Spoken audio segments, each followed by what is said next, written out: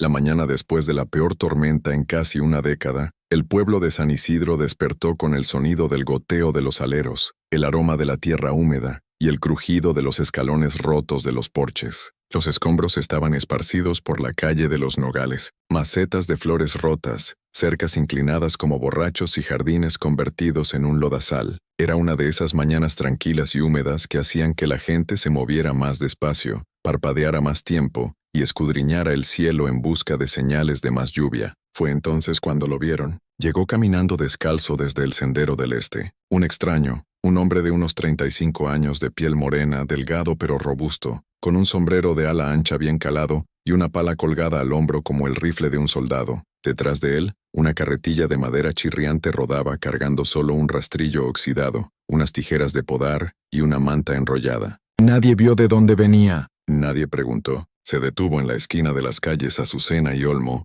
bajó la carretilla con suavidad y comenzó a recoger las ramas caídas de la cerca de la iglesia, sin que nadie se lo pidiera. Para el mediodía, medio pueblo hablaba de él. «Me llamo Mateo», dijo con una pequeña sonrisa de labios cerrados cuando la anciana doña Rosa le ofreció un pedazo de pan de elote desde la ventana de su cocina. Él tomó solo la mitad, lo envolvió en un pañuelo y susurró: «Gracias, señora», antes de volver a arrancar maleza del parterre de rosas de doña Rosa. Cuando el diácono Morales le preguntó cuánto cobraba, Mateo levantó la vista sin parpadear y dijo: «No cobro, solo me gusta el trabajo tranquilo». Lo dijo con una voz suave, plana, definitiva, que hizo que incluso el diácono asintiera lentamente, como si las palabras fueran un versículo sagrado. Al atardecer, Mateo había reparado 3 porches, limpiado 2 patios y replantado un huerto aplastado sin pedir nada a cambio. Los niños ya lo seguían para entonces, riendo, jugando detrás de su carretilla, llamándolo Don Mateo. No los regañó, pero tampoco rió.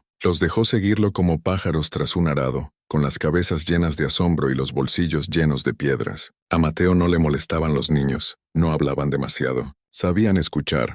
Mateo observaba a las personas de manera diferente. Mientras otros buscaban bondad o carácter, él escuchaba algo más: el volumen. Notaba las voces que se alzaban demasiado rápido, las que rompían la calma como un cuchillo. Así fue como vio por primera vez a doña Socorro, una mujer alta, de unos 55 años, con una boca que chasqueaba como un trapo mojado y una voz que nunca bajaba del tono de regaño. Gritaba al repartidor de periódicos por doblar su diario. Cerraba de golpe la puerta mosquitera con tal fuerza que silenciaba a los grillos. Mateo la observó desde el otro lado de la calle, mientras podaba los jazmines de doña Rosa. No parecía enojado, solo pensativo, concentrado, como un hombre leyendo una receta complicada. Cuando doña Socorro pasó junto a un parterre de lirios sin siquiera notarlos, Mateo se limpió el sudor de la frente y susurró al suelo: «Algunas voces no están destinadas a durar». Esa noche durmió en la choza detrás de la iglesia. El padre Guzmán le había ofrecido el lugar tras ver cómo Mateo reparó los escalones rotos sin que se lo pidieran. La choza no tenía electricidad, solo un catre, un balde de agua de pozo y una mesa de madera donde Mateo colocó un cuaderno de cuero desgastado. Lo abrió en una página en blanco, sin fecha, sin título, solo una línea escrita en cursiva perfecta y cuidadosa: San Isidro, conteo de voces, 4, aún escuchando. A la mañana siguiente,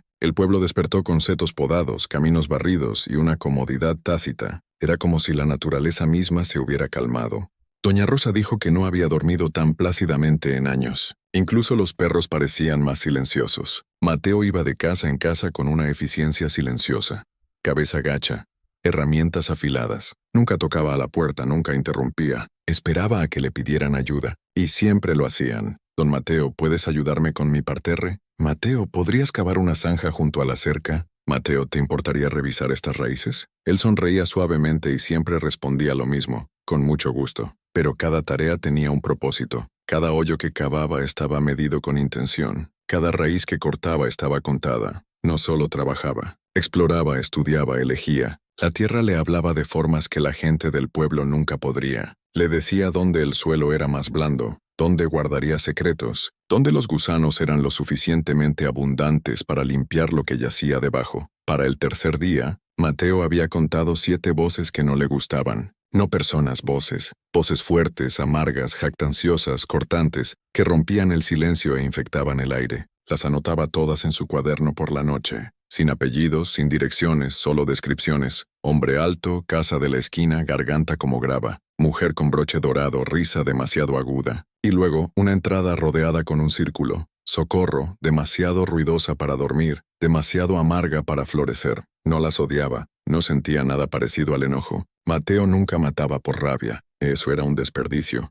No, él creía que la tierra quería paz, y la paz venía del silencio. Un verdadero jardinero no arrancaba las malas hierbas con violencia. Las removía con suavidad para que el jardín pudiera respirar de nuevo. Así veía Mateo el mundo. Y mientras se arrodillaba en el patio trasero de Doña Rosa, plantando jazmines con un suave zumbido en la garganta y la voz de Doña Socorro ladrando a lo lejos, Mateo sonrió para sí mismo. La tormenta había pasado, la tierra aún estaba húmeda y el jardín estaba listo. La mañana después de que Mateo rodeara su nombre en el cuaderno, San Isidro despertó con su ritmo habitual, lento, bañado por el sol, con un leve perfume a rocío y madera quemada. El pueblo aún se recuperaba de la tormenta, agradecido por el hombre silencioso que había llegado sin nombre y había traído orden al caos. Pero mientras los vecinos seguían con sus quehaceres y chismes, Mateo se movía con propósito. Algo se había asentado en él, la voz de Doña Socorro se había clavado en su cabeza como un enjambre de avispas, y ningún zumbido suave podía ahuyentarla.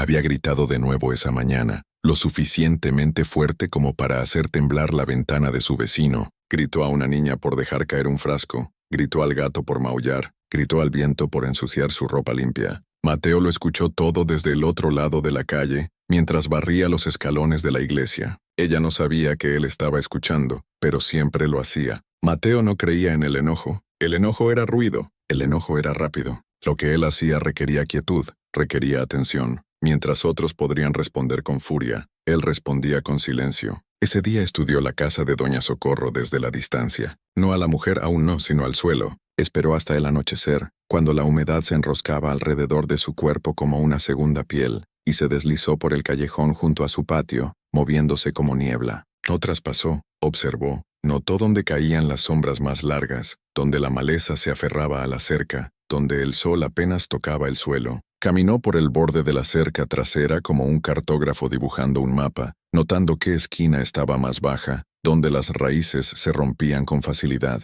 donde el suelo olía rico a descomposición. Eligió la esquina del fondo a la izquierda, justo después del barril de lluvia, junto a una pileta para pájaros oxidada, que no se había usado en años. Estaba sombreada, olvidada y perfectamente alineada con la ventana de la cocina, pero lo suficientemente lejos para escapar de su vista. Serviría. Esa noche, Mateo regresó con su pala y un pequeño saco de composta. No mucho, solo lo necesario. No necesitaba linternas ni luz. Sus manos conocían los movimientos. No usaba guantes. La tierra acogía la piel desnuda. Cavó lentamente, no como hombre apurado, sino como alguien que persuade al suelo para que le revele un secreto. La pala se deslizaba suave y profunda, la hoja susurrando con cada empuje. Sin resistencia, sin rocas, sin protestas. Era como él solía decir, tierra blanda. Todo jardín necesita un lecho, susurró alisando el borde del hoyo con la mano. No se puede apresurar una buena siembra. Con cada capa que retiraba, forraba la base con un poco de mantillo, no del tipo áspero de los aserraderos, sino de su propia mezcla, hojas secas, cenizas, pozos de café y pétalos triturados. El aroma era extrañamente cálido,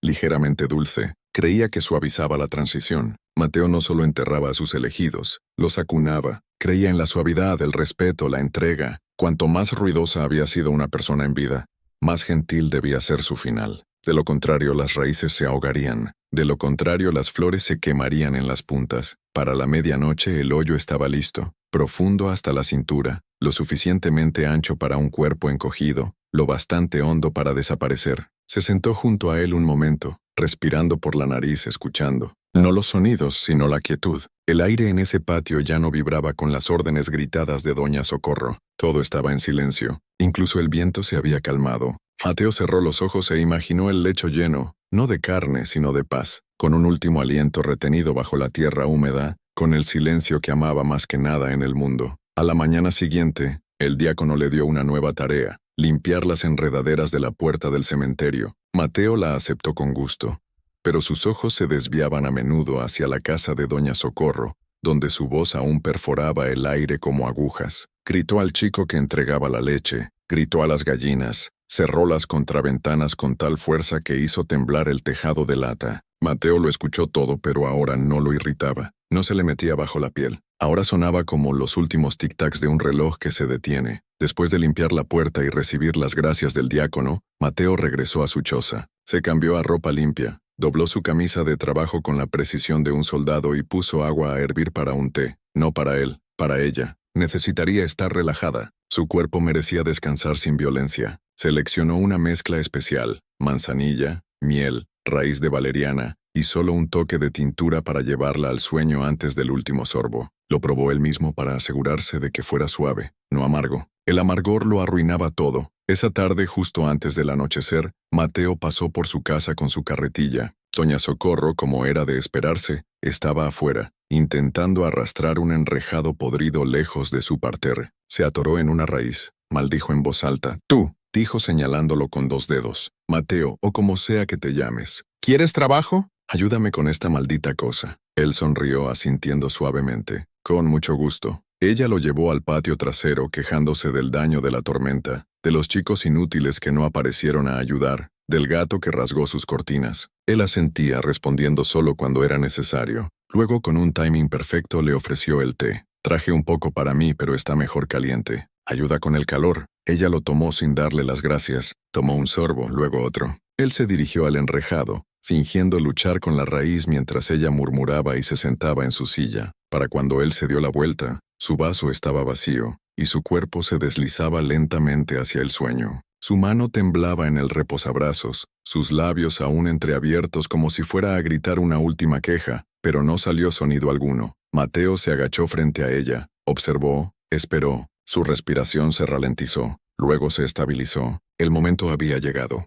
Se levantó, trajo la carretilla y levantó su cuerpo con suavidad como si estuviera hecho de pétalos. No estaba muerta aún, pero casi. La tintura la mantendría callada, su cuerpo flácido, su respiración lenta. La llevó al lecho que había preparado. La tierra la acogió. El sol de la tarde se asentó pesadamente sobre San Isidro, cubriendo todo con un polvo dorado y un calor perezoso. Las moscas comenzaron sus danzas zumbantes de nuevo, flotando alrededor de los barandales de los porches y las ventanas abiertas. Doña Socorro estaba sentada en su silla de madera bajo un toldo torcido, abanicándose con un periódico doblado y golpeando el aire como si le debiera algo. El sudor oscurecía la tela bajo sus brazos, y sus quejas no habían cesado desde el amanecer. Esa mañana, había regañado a una niña por caminar demasiado lento, a un chico por andar en bicicleta demasiado rápido cerca de su portón, y al gallo del vecino que se atrevió a cantar después de las 8. Era una sinfonía de quejas, aguda, rítmica, implacable,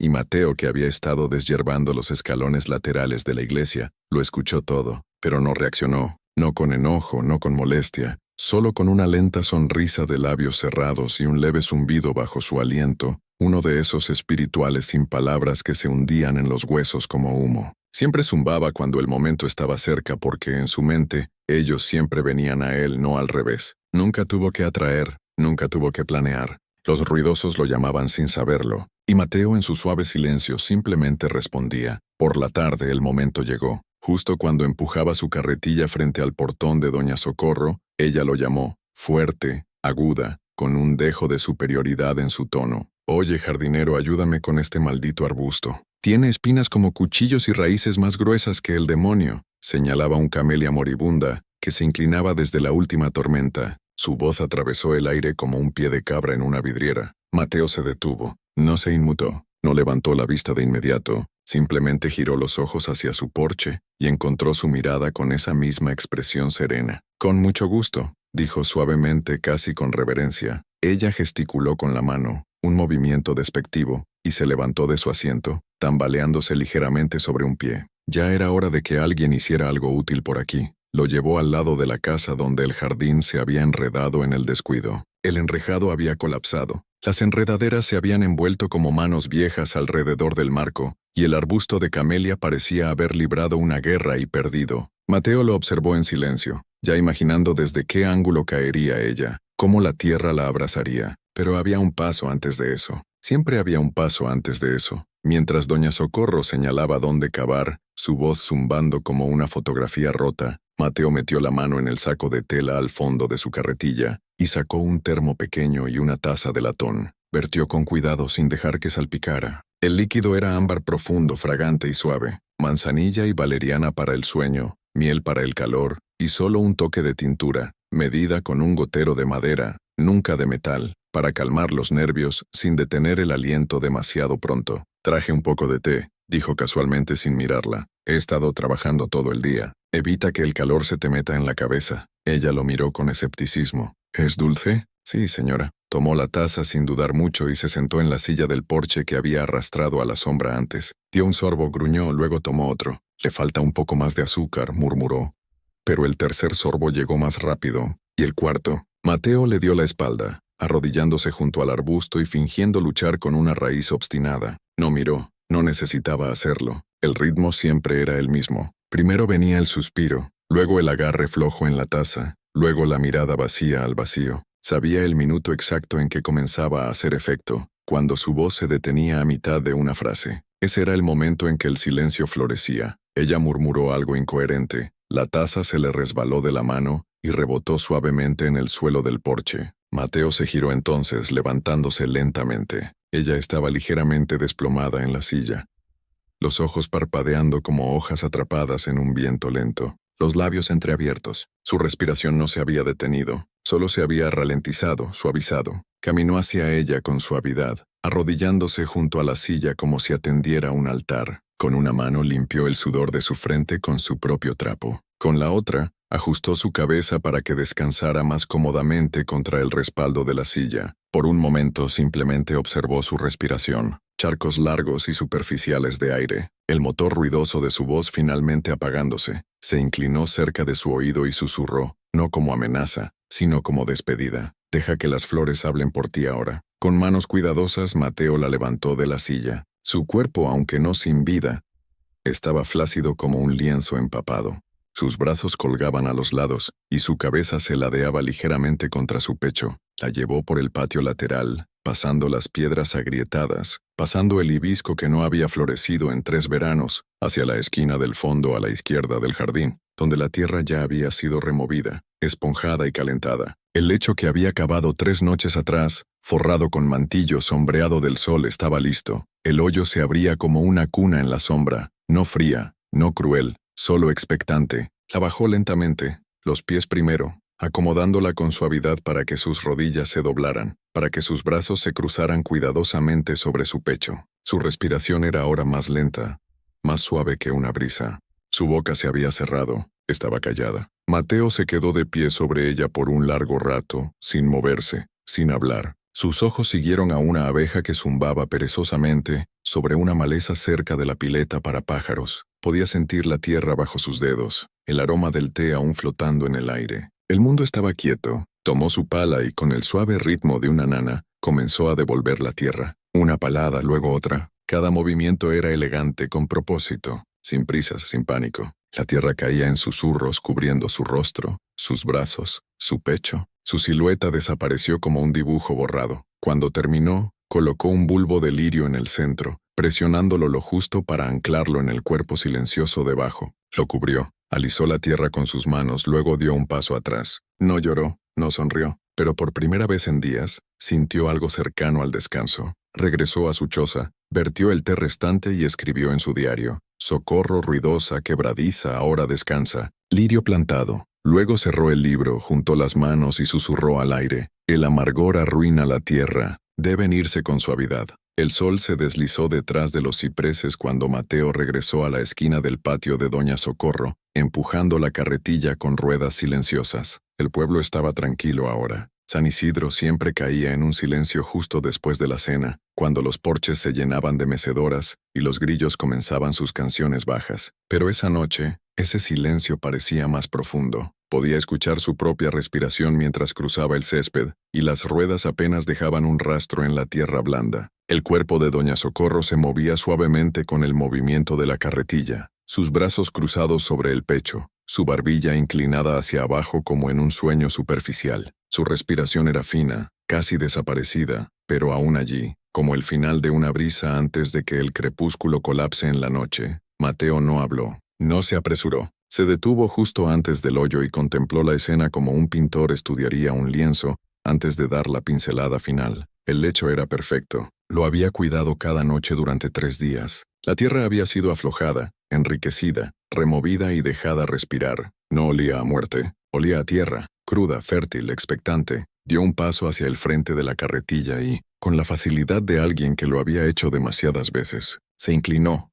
Alcanzó bajo las rodillas de Socorro y detrás de su espalda, y la levantó suavemente contra su pecho. Estaba cálida, su piel pegajosa por el último sudor del día, su pulso aleteando en su cuello como una polilla atrapada. No escapó ningún sonido de sus labios, ningún espasmo de resistencia. El té había hecho su trabajo. Mateo dio un paso cuidadoso hacia la tumba. El jardín a su alrededor, magnolias secas, enredaderas trepadoras, menta marchita, parecía inclinarse a su paso. Fue cuidadoso de no dejar que sus pies se arrastraran, de no permitir que su cabeza golpeara contra su hombro. Su reverencia era total. Como un sacerdote llevaría una reliquia sagrada, como una madre cargaría a un niño por una casa llena de gente dormida. La bajó al lecho lentamente, las rodillas primero, dejándola deslizarse suavemente en el hoyo. La tierra la acunó, no se desplomó, se asentó. Mateo se agachó junto a ella y comenzó los preparativos. Apartó una hoja de su clavícula, enderezó sus brazos sobre su pecho, inclinó su barbilla ligeramente hacia arriba, para que su garganta se alineara con el horizonte. Sus dedos, ásperos por el trabajo, se movían como si estuviera vistiendo a una novia para su entierro. No era una mujer que había reprendido a extraños, no una voz que había cortado el aire por demasiado tiempo.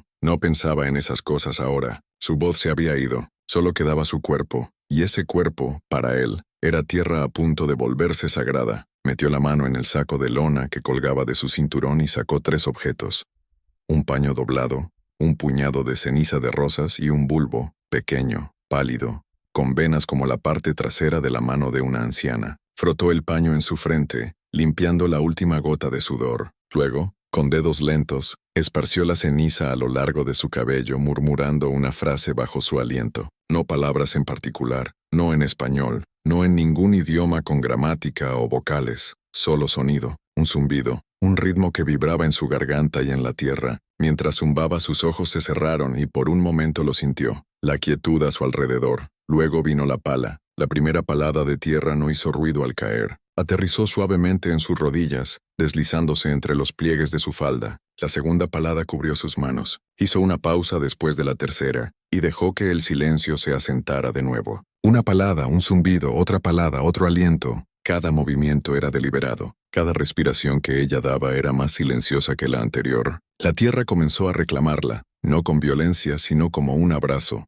Su pecho subía y bajaba tan débilmente ahora que podría confundirse con el movimiento de una hoja en el viento. Para cuando llegó a su clavícula, ella había dejado de moverse. Mateo no reaccionó. Alisó la siguiente capa de tierra sobre su cuello y rostro, cuidadoso de asentarla solo lo suficiente para cerrar el espacio, nunca con fuerza, nunca presionando demasiado. Cuando terminó, dio un paso atrás, limpió sus manos en los pantalones y miró el lecho recién sellado. La luna estaba saliendo ahora, la luz plateada derramándose sobre la superficie del suelo, y en ese momento, el patio se sentía completo, equilibrado, en calma. Por primera vez en días el aire no temblaba con la voz de Doña Socorro. El jardín no se sentía tenso ni estrangulado, respiraba, como si una herida finalmente se hubiera cerrado. Mateo se sentó con las piernas cruzadas junto a la tumba, los brazos descansando sobre las rodillas, no en luto, no en agotamiento, sino en una reverencia silenciosa, como si esperara escuchar algo que solo él podía entender. No encendió una vela, no rezó, no lloró, simplemente observó la tierra, como si esperara que algo surgiera. Después de unos minutos metió la mano en su saco y sacó el bulbo de lirio. Presionó su pulgar en la tierra en el centro del montículo y cavó un hoyo poco profundo. Plantó el bulbo con cuidado, lo cubrió con una fina capa de tierra y luego vertió unos sorbos de agua de lluvia de un frasco sobre él. La tierra lo absorbió de inmediato. Ella alimentó la tierra con ruido, susurró casi para sí mismo. Ahora la alimenta en silencio. Los grillos se habían callado. La brisa se movía entre los setos. Y desde algún lugar profundo en la tierra, Mateo creía escuchar el sonido más leve, no un grito, no una súplica, sino algo más suave, como un aliento atrapado en pétalos, como una voz disolviéndose en raíces. Se levantó, limpió sus pantalones, recogió la carretilla vacía. El jardín estaba quieto. Juanito Pérez siempre había sido un chico callado de 12 años, delgado como un hueso, con ojos agudos, el tipo de niño que hablaba más con miradas que con palabras. Vivía a 3 puertas de Doña Socorro,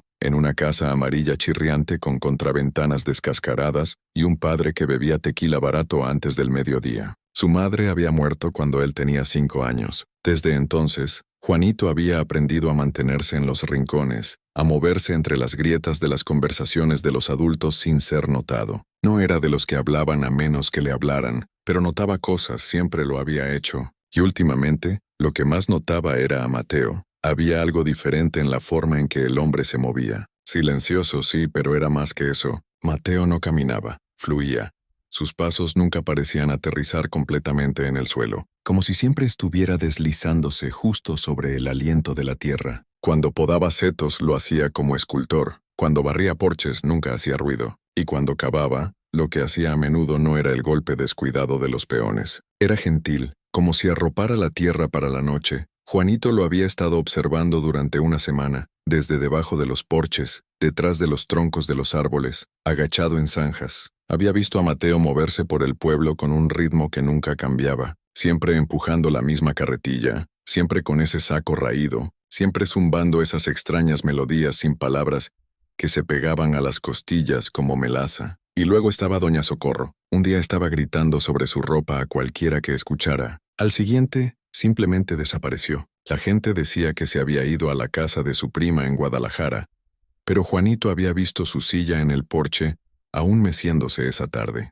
La taza de té que Mateo le había dado aún descansaba en el barandal. Su gato maulló en la puerta durante 3 días antes de que se diera por vencido y huyera. El pueblo no hablaba mucho de eso. San Isidro tenía una larga tradición de dejar que las desapariciones se asentaran en la tierra, sin demasiadas preguntas. La gente iba y venía todo el tiempo, especialmente los desagradables, pero Juanito no estaba satisfecho. Y los niños, a pesar de lo que creen los adultos, saben cuando algo no está bien. Así que, una noche de jueves, cuando el pueblo se había quedado quieto, y las ranas en la zanja croaban nanas, Juanito siguió a Mateo. No lo planeó exactamente. Se dijo a sí mismo que solo estaba dando un paseo. Se dijo que solo tenía curiosidad por lo que hacía Mateo después del anochecer. Se deslizó a lo largo de la cerca descalzo, cuidadoso de no pisar ramas. Se mantuvo en las sombras, a al menos 20 pasos de distancia. Mateo iba a algún lado, eso estaba claro. Caminaba con intención, recto y tranquilo, la pala atada a su espalda como si hubiera crecido allí. Mateo se desvió del camino principal y se deslizó entre los árboles detrás de la casa de doña Socorro. Juanito se agachó, su corazón de repente latiendo fuerte en su pecho. El jardín estaba débilmente iluminado por la luna,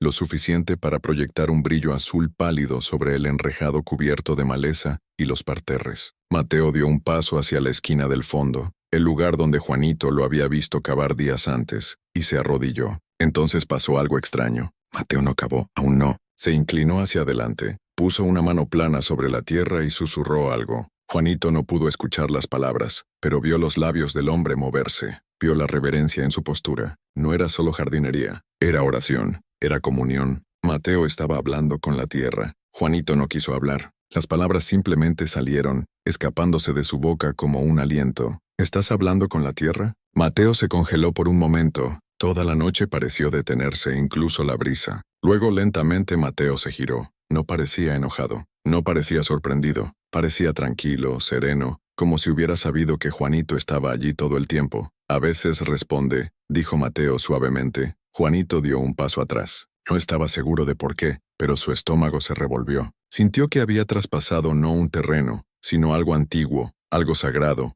Mateo se puso de pie ahora, limpiando la tierra de sus rodillas. No se acercó a Juanito. No necesitaba hacerlo, solo lo observó. Esa sonrisa, la pequeña y cerrada que nunca llegaba a sus ojos, se formó en sus labios. Juanito corrió. No se detuvo hasta llegar a casa, con el pecho agitado, las piernas doloridas. Cerró la puerta con cerrojo, se metió en su cama y se cubrió con las sábanas hasta la cabeza. Se dijo a sí mismo que lo había imaginado, que Mateo era solo un hombre extraño con hábitos extraños, que ahora estaba a salvo. Pero a la mañana siguiente, Juanito había desaparecido. Su cama estaba intacta, su ventana aún cerrada. No había señales de lucha, solo sus zapatos colocados cuidadosamente en el porche. El pueblo se agitó, murmuró. Buscó en el monte durante 1 o 2 días, pero San Isidro no tenía mucho apetito por los niños perdidos. El jefe de policía culpó al río. El padre no dijo nada. Nadie mencionó el nombre de Mateo en voz alta. Todavía no, pero la atención se enroscó alrededor del pueblo como una enredadera, sutil pero asfixiante, y en el patio trasero de Doña Socorro,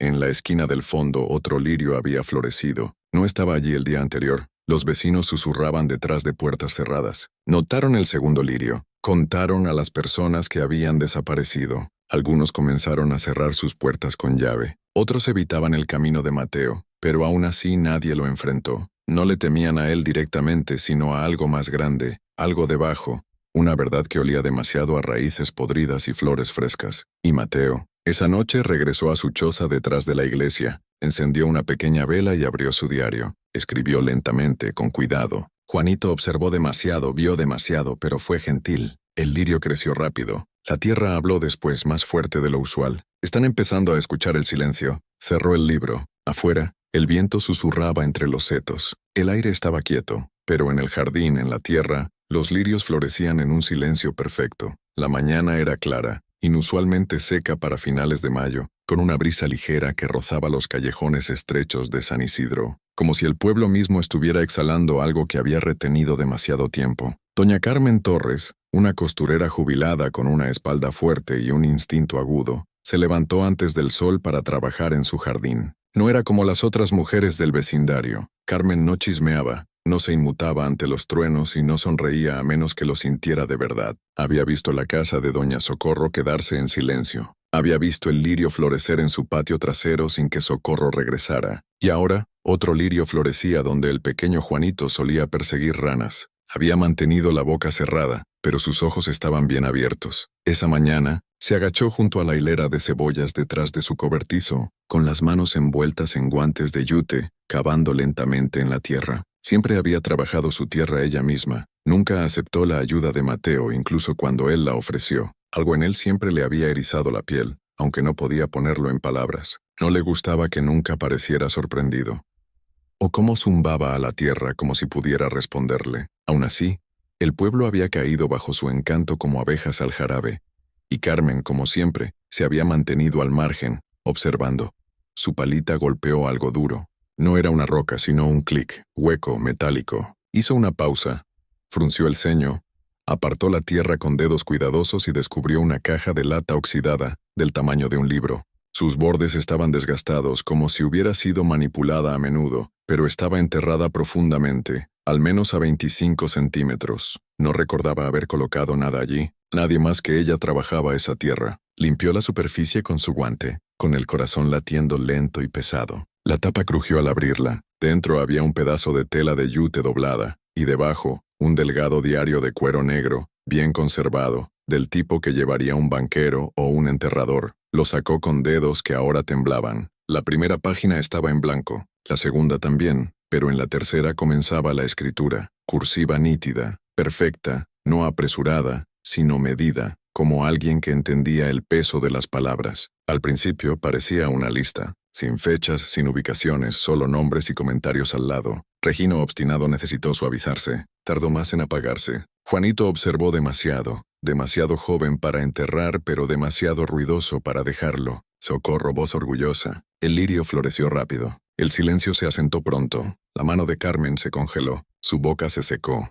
Pasó más páginas. Cada una tenía solo unas pocas entradas, pero cada nombre, cada línea era alguien del vecindario. Algunos habían desaparecido, otros aún estaban por ahí, pero todos tenían algo en común. Habían sido ruidosos. Carmen recordó a Regino gritándole a su esposa por la ventana, a Juanito silbando y cantando en el callejón. A Socorro, bueno, todos recordaban a Socorro. Pasó a la última página, y allí estaba, escrito con la misma mano precisa en tinta que parecía más reciente que el resto. Carmen, aún no. Pero si vuelve a gritar, su corazón se detuvo. El diario cayó en su regazo. Por primera vez en años, su aliento se atoró en su garganta como una piedra. Miró hacia la cerca trasera. Nada más que unas enredaderas de calabaza y las huellas frescas de Mateo en el rocío de la mañana. Había pasado por allí no hacía ni 20 minutos, sonriendo con su habitual inclinación de cabeza, rastrillando la calle sin hacer ruido. Ese fue el momento en que doña Carmen Torres tomó una decisión. No entró en pánico, no gritó. Silenciosamente recogió el diario. Volvió a enterrar la caja de lata, no donde la encontró, sino más profundo, cerca de las raíces de su naranjo, y regresó a la casa. Cerró la puerta con llave,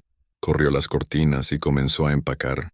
No dejó una nota, no le dijo al jefe de policía. Sabía que no debía. Algunos pueblos no necesitaban evidencia para justificar el silencio. Algunos males, creía ella, crecían mejor cuando se les perturbaba y ella lo había perturbado. Para el anochecer, su casa estaba oscura, vacía, y a la mañana siguiente, Mateo estaba en el borde de su patio ahora vacío, con el rastrillo en la mano, observando la tierra cerca del naranjo con ojos indescifrables. No tocó a la puerta, no llamó su nombre, simplemente miró por un largo tiempo, lo suficiente para saber que algo había cambiado. Luego se giró lentamente y se alejó. Esa misma semana, 3 vecinos más notaron cosas extrañas. Doña Lucía, que siempre había pensado que Mateo era un joven tan amable, de repente se dio cuenta de que no podía recordar haberlo visto junto a Socorro en el mismo lugar. Don Felipe juró que había escuchado una voz bajo los lirios cuando se inclinó a regar sus begonias, como un suspiro, profundo y apagado, que venía de debajo de la tierra. Y el barbero del pueblo, que nunca decía mucho,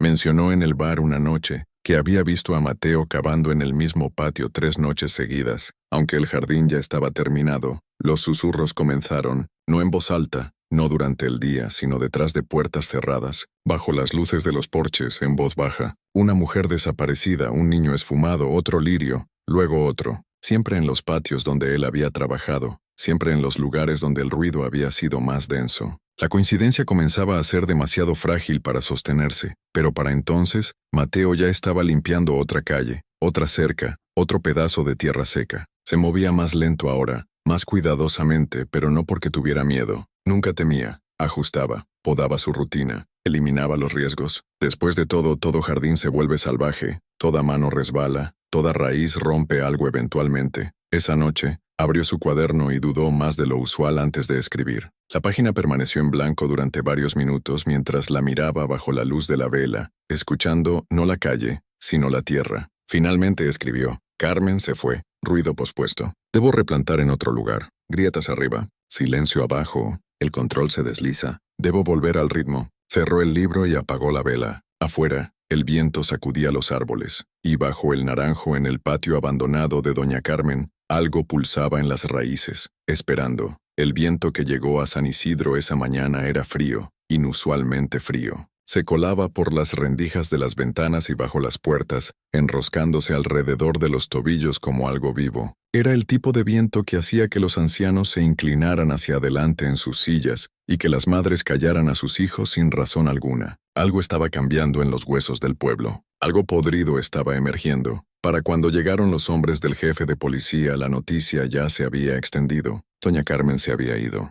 Sin explicación. Solo una casa vacía con un cajón abierto y una taza de café aún tibia en la mesa. Eso fue suficiente para el jefe Ramírez. No le caía bien Carmen, pero la respetaba y no era de las que huían. No sin decir una palabra, no sin una razón. Reunió a 2 ayudantes y caminó el medio kilómetro hasta el patio de la iglesia, donde Mateo había estado quedándose. Una pequeña choza de madera detrás del santuario, antes usada para guardar himnarios viejos y sillas rotas. Tocaron por supuesto 2 veces. No hubo respuesta. Abrieron la puerta lentamente, con pistolas desenfundadas. La choza estaba vacía, no saqueada, no abandonada a prisa, solo vaciada metódicamente. El catre estaba desnudo, los estantes vacíos, incluso las paredes parecían desprovistas de presencia, excepto por una cosa: una silla colocada perfectamente frente a la ventana angosta, mirando hacia afuera no hacia adentro, y en el alféizar, un jarrón de vidrio transparente. Dentro, un solo lirio blanco, sus pétalos llenos, demasiado llenos, anormalmente anchos, cayendo ligeramente por el peso de su floración. En la base, agua teñida de marrón, tierra adherida al vidrio como huellas dactilares. Pero no había olor, ni de podredumbre ni de dulzura, solo silencio. Bajo la silla,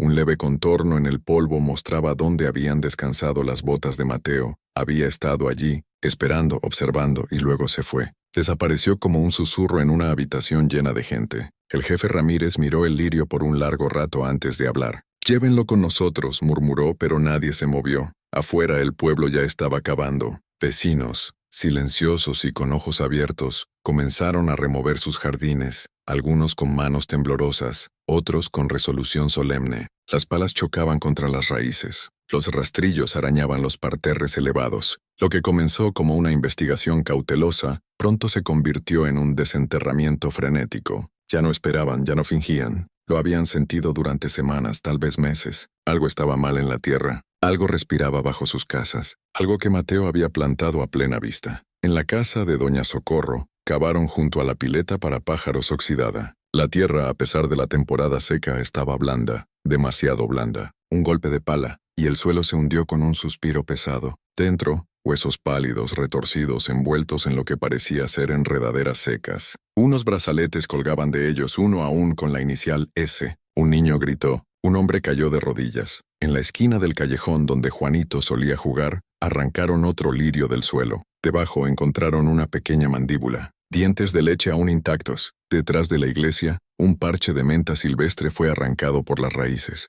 Un pote de arcilla estaba escondido debajo. Dentro, 4 dientes humanos limados en los bordes, envueltos en tela. La tela tenía iniciales bordadas en hilo rojo. RG, Regino García, desaparecido desde la primavera. En el patio de Doña Lucía, encontraron algo mucho peor. Un trozo de madera con nombres tallados, no rayados, no grabados toscamente, sino cuidadosamente quemados en la veta con algo caliente y fino. Juanito, Socorro, Regino, Eustacio, Eloísa y más. 11 nombres, cada uno enterrado donde la tierra había dado las flores más ricas. En la base de la tabla, nuevos nombres habían comenzado. Carmen, y uno a medio formar, Lucas. Una mujer se desmayó. Un hombre colapsó en la calle, sollozando. No escondió los cuerpos, jadeó. Los cultivó. No había más dudas, solo vergüenza, solo horror, solo silencio. Los jardines que habían elogiado, la belleza que habían admirado, el aroma de los lirios que flotaba por las calles, todo había sido alimentado por los olvidados. Habían celebrado su trabajo, sonreído a su quietud,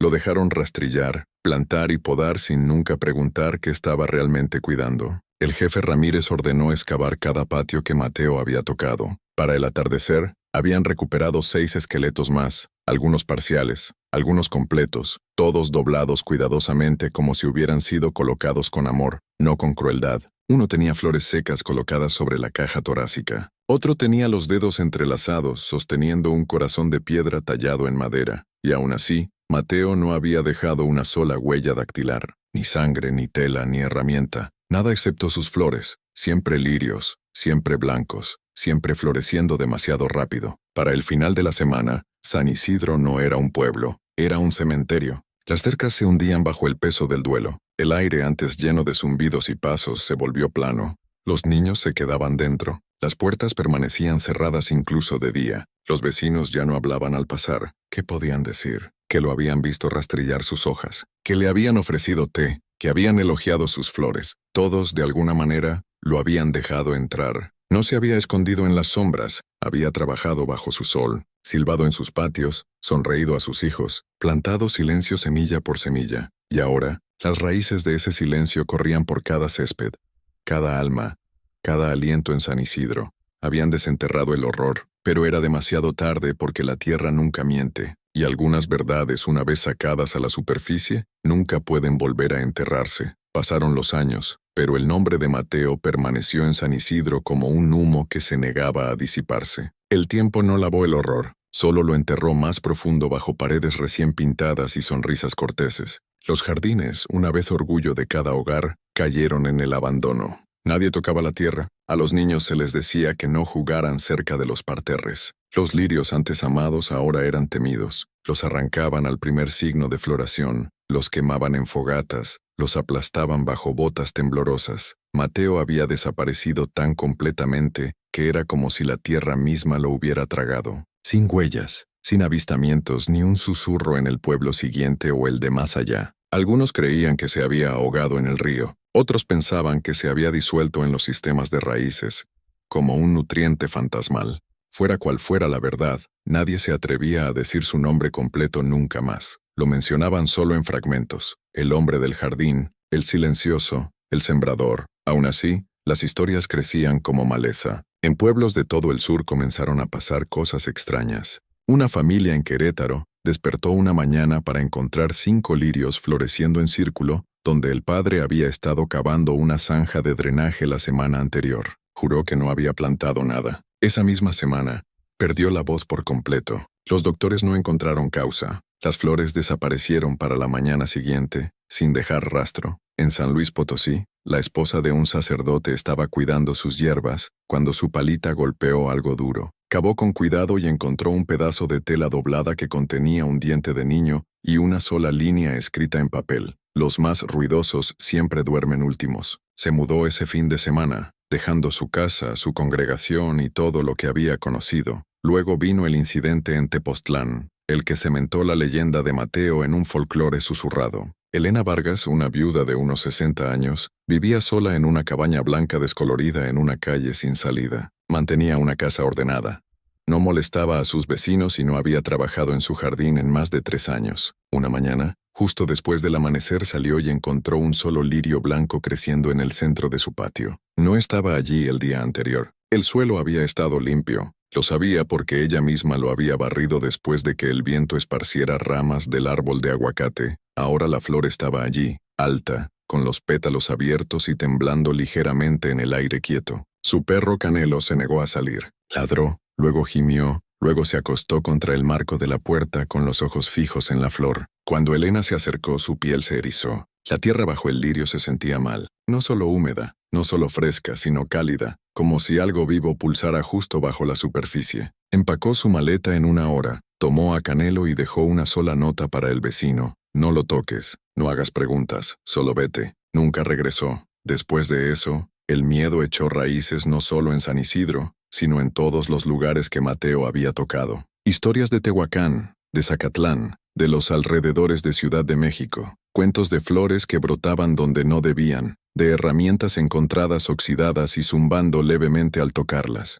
La gente dejó de trabajar sus jardines en algunos pueblos. Las iglesias prohibieron los lirios en las bodas. Los niños aprendieron nuevas rimas infantiles que terminaban con versos como: si oyes un zumbido en el jardín, no te quedes, solo corre. Pero nadie lo vio de nuevo. No claramente, aunque algunos juraban que sí. En Cholula, una mujer afirmó haber visto a un hombre con un rastrillo y una carretilla cuidando el césped cerca de una escuela abandonada. Cuando parpadeó, él ya no estaba, pero un parche de lirios blancos salvajes había brotado de la noche a la mañana. En Huaxtepec, un hombre que cortaba su césped dijo que pasó junto a un extraño arrodillado junto a sus azaleas. El hombre levantó la vista, sonrió cortésmente y dijo: «Tienes una tierra tan pacífica». El dueño parpadeó, y el hombre ya no estaba, pero la cortadora no volvió a encender, y encontró algo frío y liso bajo las raíces, un diente de cerámica marcado con la letra S. Ningún pueblo quería reclamarlo, ningún pueblo quería ser el próximo, así que pasaban la historia de lugar en lugar, una advertencia, una maldición, una verdad. No mataba para destruir, mataba para cultivar, y la tierra aún lo recuerda. Lo decían en susurros ahora, como se dice una oración por alguien que nunca fue perdonado, y mientras los años se convertían en décadas, el nombre de Mateo se desvaneció de los labios de los vivos, pero no de las raíces, no de la tierra, porque a veces, incluso ahora, alguien despierta en un pueblo tranquilo para encontrar un lirio blanco perfecto floreciendo en un lugar que debería estar vacío. Y si conocen las historias, si realmente las conocen, no lo tocan, no preguntan por qué, ni siquiera se quedan a empacar una maleta. Simplemente se van, sin preguntas, sin despedidas, porque entienden que algunas flores no florecen con la luz del sol, sino con el silencio.